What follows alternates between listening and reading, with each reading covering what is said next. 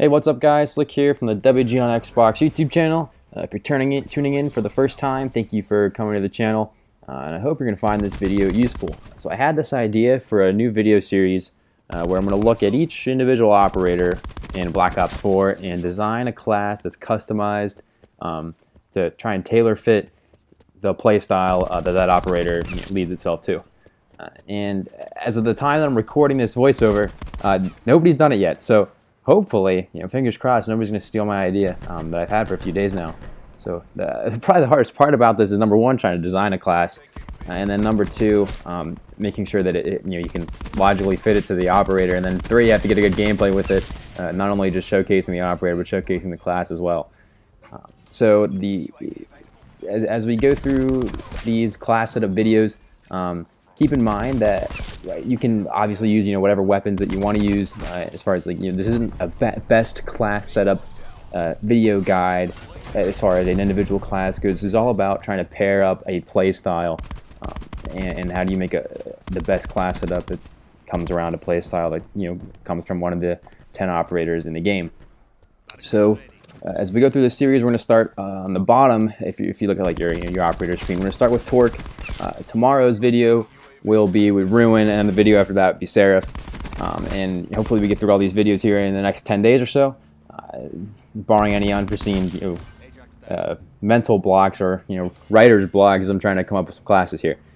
So quick word about the gameplay as we're going through here.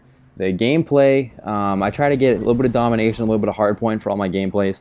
I feel like those are two popular respawn type game modes, and they work really well as far as as all the classes are going to be concerned. And I get a different gameplays. I cut up the gameplays. I'm not trying to say these are flawless gameplays in their entirety. Some of them get slow at points. Some are action packed and epic. You see a couple quad feeds. You might have seen them already in this video. But to me, it's all about, okay, how can I showcase the class in its best peak form, which is what you're going to experience. So the first operator we're starting with is Torque, and obviously Torque is one of those screw you operators because his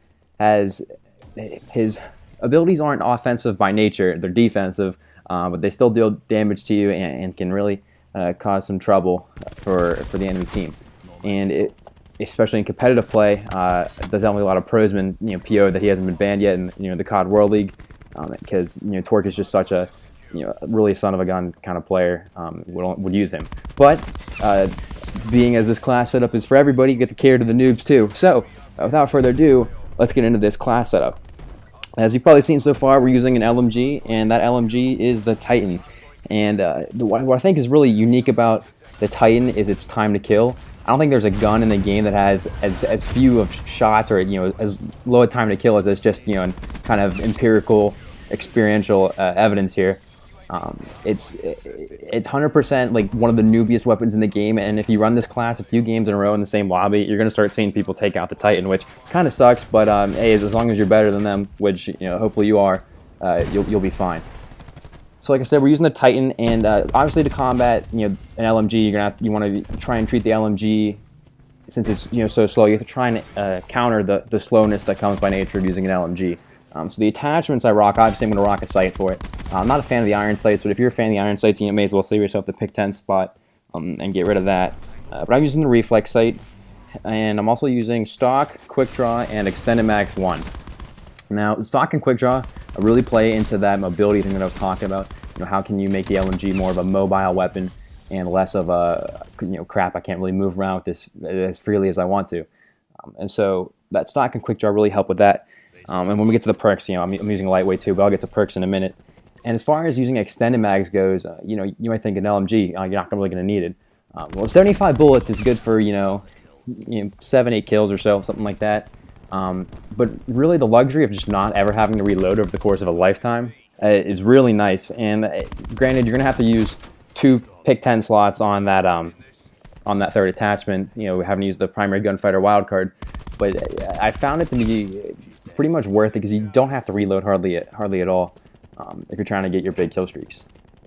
So as far as perks go, then I already mentioned that you're going to want to use lightweight, so you have the more mobility, increased sprint speed, no fall damage. It's whatever. There's not a whole lot of fall damage to really take in Black Ops 4, but this increased sprint speed is huge, and you definitely notice it. It makes playing with an LMG feel like you're playing with an assault rifle, which is really beneficial for this class.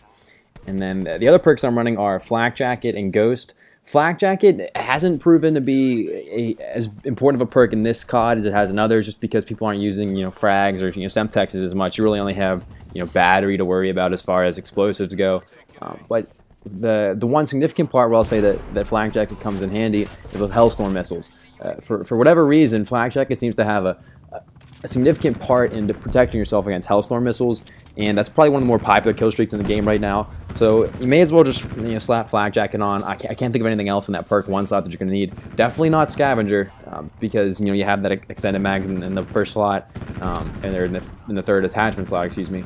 And so Flak Jacket kind of makes sense. I guess if this class, one of the play styles I'm going to suggest is playing around the objective. So Flak Jacket can help counter explosives that you might see as you're playing an objective style. And then Ghost. Ghost is just kind of the only perk that I would suggest to use in respawn gameplay as far as pubs go right now. Dead Silence, yeah, for search and destroy. Tracker's not that important, and Team Link, like who even knows what the hell that does. So definitely Ghost for your third slot. Now here's the really interesting part about this class, which I think a lot of people overlook when they're making most classes. Everyone just uses Stim Shot as far as their equipment goes, and Stim Shot is really nice if you're trying to play really fast-paced, get crazy turn-ons on kids and all that kind of stuff. That's not what this class is meant to do, and that's not what a Torque or an LMG class is set up for. So don't worry about Stim Shot. The regular bandage is going to be fine. It's going to recharge at a good enough time. If you combine that with the time to kill the Titan, you're going to win those gunfights that you may not think you're going to win without Stim Shot. You'll win them, trust me.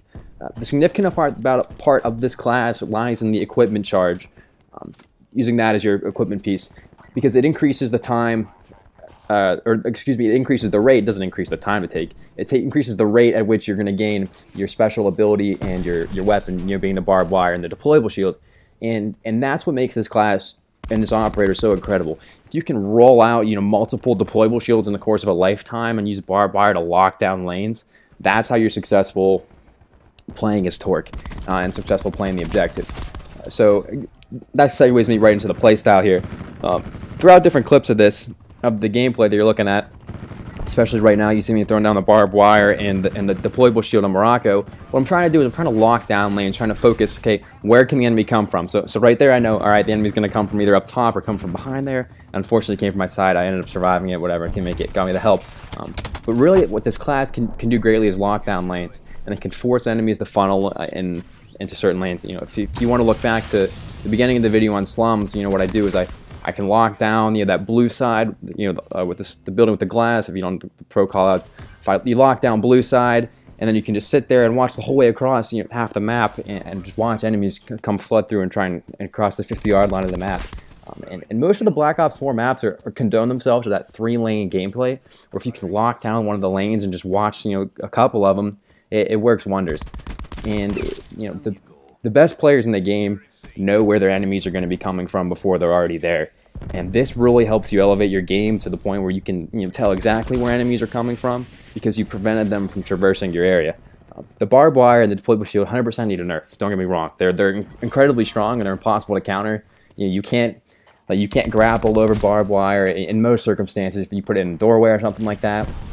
The deployable shield, it's literally an enhanced version of the Guardian from Black Ops 2 or Black Ops 3, and so there's absolutely no reason to use Torque if you're not using the equipment charge, because it makes Torque one of the best operators in the game.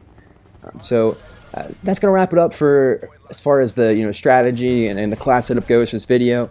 Just in the last 30 so seconds here, looking at probably what I consider the peak gameplay of using Torque. Like I said, I locked down 2 of those lanes. I know my team is spawning in the back of the church here on Militia, so the only places they're coming from is from outside this jump window, and that sets me up for a nice kill streak to end the game here. That's going to set me up for a nice kill streak to end this video on. So like, subscribe, and tell your friends about this video if you're one of those people. Thank you guys very much for watching, and see you next time.